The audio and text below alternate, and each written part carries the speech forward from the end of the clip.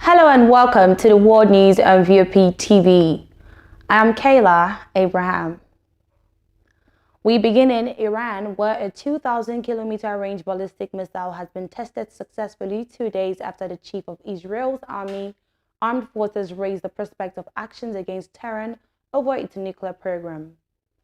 Iran, which has one of the biggest missile programs in the Middle East, said its weapons were capable of reaching Israel and United States bases in the region. Despite oppositions from the US and European countries, Tehran has said it will further develop its defensive missile program.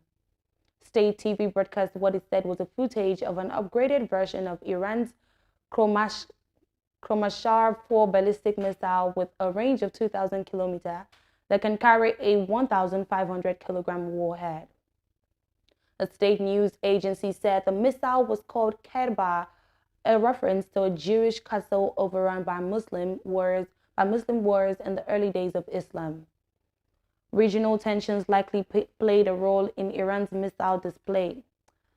A miniature example of Jerusalem's Golden Dome of the rock on the Al-Aqsa Mosque compound, a holy site in both Islam and Judaism that the Jews call the Temple Mount, stood next to the mobile launcher.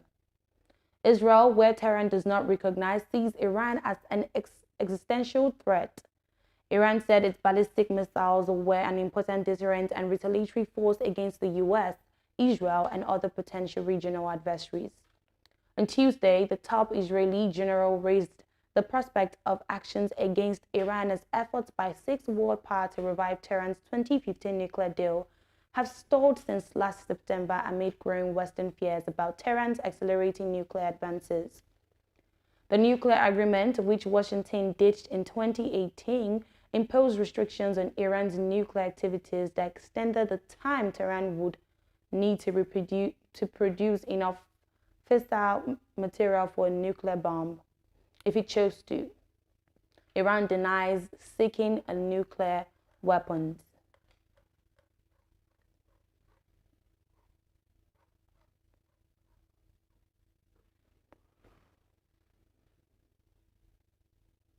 The New York Times had said that United States intelligence agencies believe that a drone attack on the Kremlin this month was likely orchestrated by Ukrainian spies or military intelligence.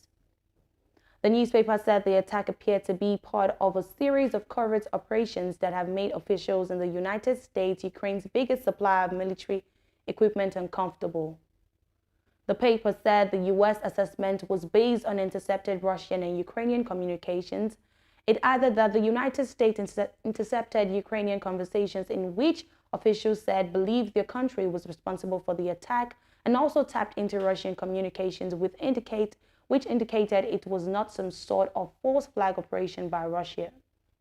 Kremlin spokesman Dmitry Peskov said when asked about the report, and I quote, "We immediately said that the Kyiv regime was behind this," end quote. U.S. officials said they do not believe Ukrainian President Volodymyr Zelensky signs off on all covert operation. Russia accused Ukraine of trying to kill Russian President Vladimir Putin in the attack. Zelensky promptly denied any Ukrainian involvement. The Kremlin said the United States was behind the drone attack, a view Washington dismissed as ridiculous.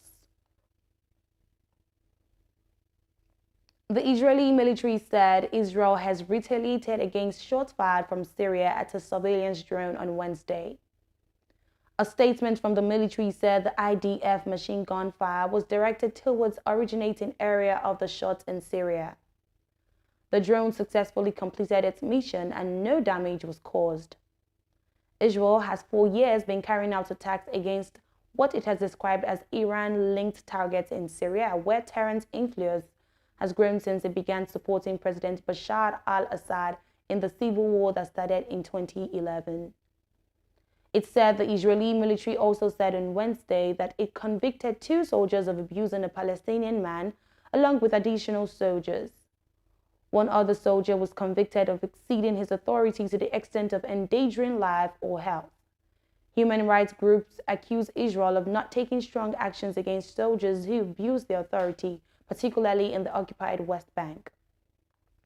It said, according to the indictment, the soldiers took a Palestinian man in a military jeep and drove to a distant location and drove to distant location. During the drive and afterwards, the man was abused and then left in the remote location. A local official said a group of about 50 settlers set fire to a barn belonging to Palestinians in the village of Borka, just outside the West Bank city of Nablus. The official said sheep sheds were set on fire, houses were attacked, and settlers opened fire on Palestinians, causing 2 minor injuries. The regional council representing Jewish settlers said Palestinians from Borka attacked IDF forces and Israeli vehicles with stones and fireworks, injuring 1 Israeli. The military did not immediately respond to requests for comment. The head of the Russian private army Wagner has again broken with the Kremlin line on Ukraine, saying its goals of demilitarizing the country has backfired, acknowledging Russian troops have killed civilians and agreeing with Western estimates that he's lost more than 20,000 men in the battle for Bakhmut. Yevgeny Prigozhin said about half of those who died in the eastern Ukrainian city were Russian convicts recruited for a 15-month-old war.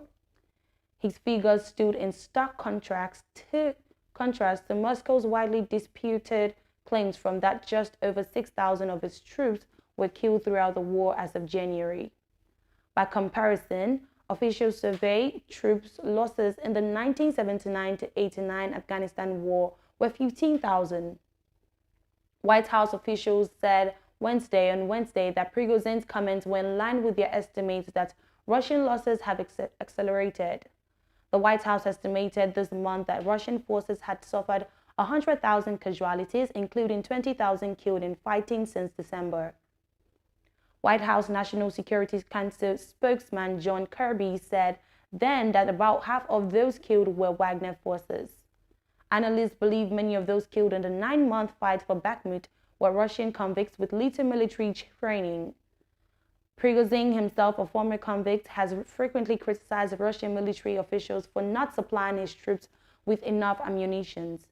He also has questioned their tactics, commitment, and leadership capabilities, and complained they haven't sufficiently credited his forces for battlefield successes. He has highlighted his forces' sacrifices and on Saturday touted what he claims is the capture of the city of Bakhmut. In an interview published late on Tuesday, a pro-Kremlin political strategist went further in his criticism, questioning some of Russian President Vladimir Putin's rationale for the war. Prigozhin said Russia's goal of demilitarizing Ukraine has backfired because Kyiv's military has become stronger with Western weapons and training. In invading Ukraine, Putin also cited the need to increase Russia's security and prevent Ukraine from joining NATO.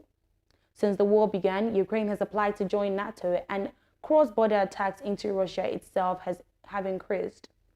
In the interview, Prigozhin also challenged Moscow's vehement denials that Russian forces had killed civilians. Prigozhin, a wealthy businessman with long-time links to Putin, is known for his bluster, often spiced with obscenities, and has previously made unverifiable claims from which he later backtracked. Earlier this month, his media team published a video of him shouting, swearing and pointing at about 30 ununiformed bodies on the ground, saying they were Wagner fighters who died in a single day. He claimed the Russian Defense Ministry had starved his men of ammunition, and he threatened to give up the fight for Bakhmut. Prigozhin has frequently warned of a counteroffensive that Ukrainian officials have said they are planning, and on Tuesday's interview, he said that giving continued Western support, Kyiv's forces might succeed in pushing Russian troops out of all territory they occupy in southern and eastern Ukraine, as well as annexed Crimea.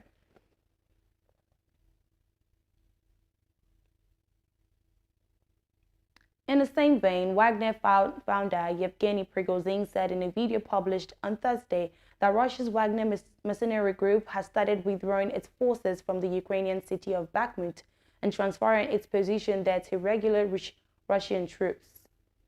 The video was posted on Telegram by his press service and showed Prigozhin dressed in battle gear and standing beside a damaged residential block. Prigozhin announced the capture of Bakhmut on Saturday after the longest and bloodiest battle of the conflict.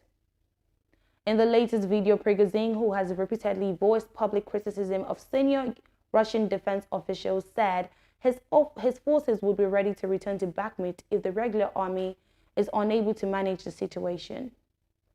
Ukraine has said its forces were advancing around the edges of Bakhmut in a bid to encircle the city. The Sudanese capital has experienced renewed clashes between the army and the RSF on Wednesday, the second day of the ceasefire, jeopardizing the 7-day agreements that began on Monday. Meanwhile, a pilot was arrested after his plane crashed on the outskirts of Omdurman, adding to the escalating tensions. Youssef Ezzat, the political advisor to the RSF commander, alleged that the Sudanese army breached the ceasefire by launching warplane attacks on RSF positions in Khartoum. According to Ezzat, the paramilitary forces retaliated and successfully shot down an MiG warplane, capturing one of the 2 pilots on board. Activists shared images and videos showing a burning warplane that crashed in a public square in the Umbada area west of Omdurman, while both pilots managed to parachute to safety. The RSF fighters apprehended one of the pilots. Contradicting the RSF claims, the Sudanese army attributed the plane crash to a technical failure in the engine. Military experts identified the aircraft as a Chinese FTC-2000 Mountain Eagle, a 2-seat jet trainer and light combat aircraft. It remains uncertain whether the rebels possess anti-aircraft weaponry capable of downing such an aircraft. Eyewitnesses reported that the warplane conducted airstrikes on RSF positions at the sports city and other locations south of Khartoum. Additionally, clashes involving heavy weapons erupted in several areas of the capital, including Al-Quds, Al-Rumalia, Al-Hila, Al-Jadida, Al-Shajara, the latter being the headquarters of the army's armored forces.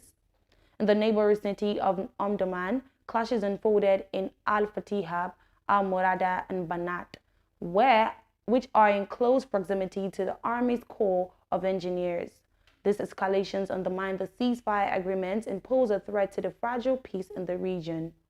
While the humanitarian aid operation is yet to commence, the RSF members continue to maintain control over vehicles in the areas under their authority. The dire humanitarian conditions persist, with over 1.3 million people displaced from their homes in Khartoum and the remaining population enduring worsening circumstances on a daily basis. The situation in Khartoum remains highly volatile, and efforts to restore peace and provide vital humanitarian assistance face significant challenges amidst the ongoing clashes. Meanwhile, 4 members of a joint force belonging to the armed factions that signed the peace agreement were killed on Tuesday after being ambushed by the Rapid Support Forces RSF in West Darfur State. Since April 15, El Janina and several areas in West Darfur State have witnessed tribal fighting between the Masalit and Arab tribes, which erupted shortly after clashes between the Sudanese army and the Rapid Support Forces in Khartoum. Armed militias backed by the support forces launched a sweeping attack on all neighborhoods of El Janina. Intertribal battles have killed more than 500 people, massive destructions of infrastructure, and complete blackouts of electricity, water, and communication networks.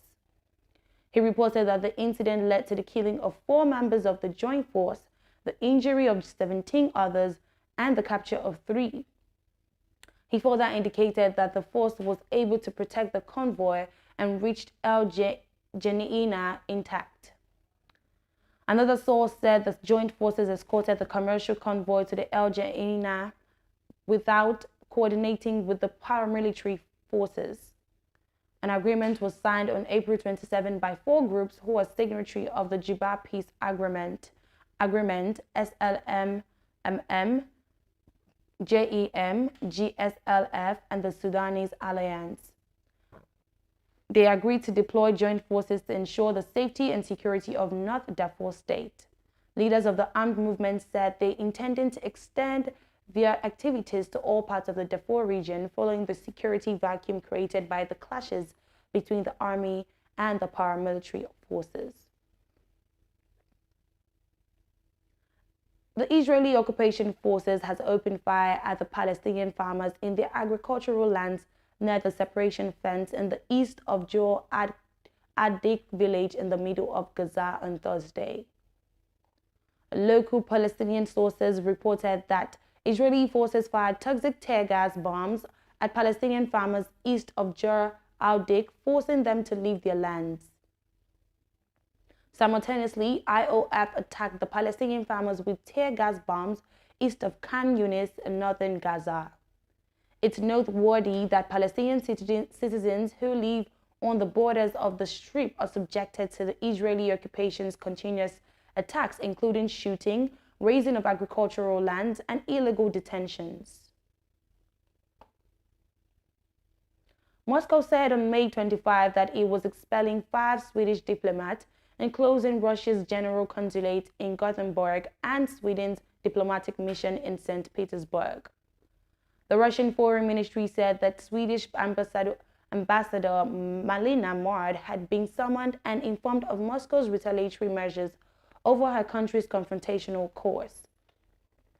The ministry said a decision was made to declare 5 Swedish diplomats persona non grata. The move came after Sweden said in late April it was expelling 5 Russian diplomats for activities not compatible with their diplomatic status. According to a public broadcaster and other Japanese media outlets stated, 3 people has been killed, including 2 police officers, in a shooting and stabbing attack in Japan's central Nagano region on Thursday.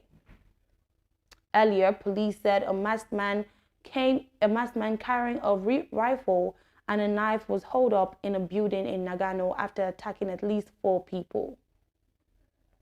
Officers had rushed to the scene after a pedestrian reported a commotion in Nagano City in the central Japanese prefecture of Nagano.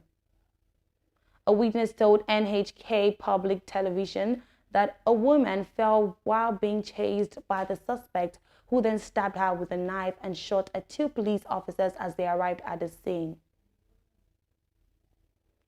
3 of the victims were taken to a nearby hospital, including the woman, and were later pronounced dead. Kyodo News Agency said the police described the suspect as a man wearing a camouflage outfit, a hat, a mask, and sunglasses. City officials urged those in the area to stay home. Japan has one of the lowest rates of gun violence in the world.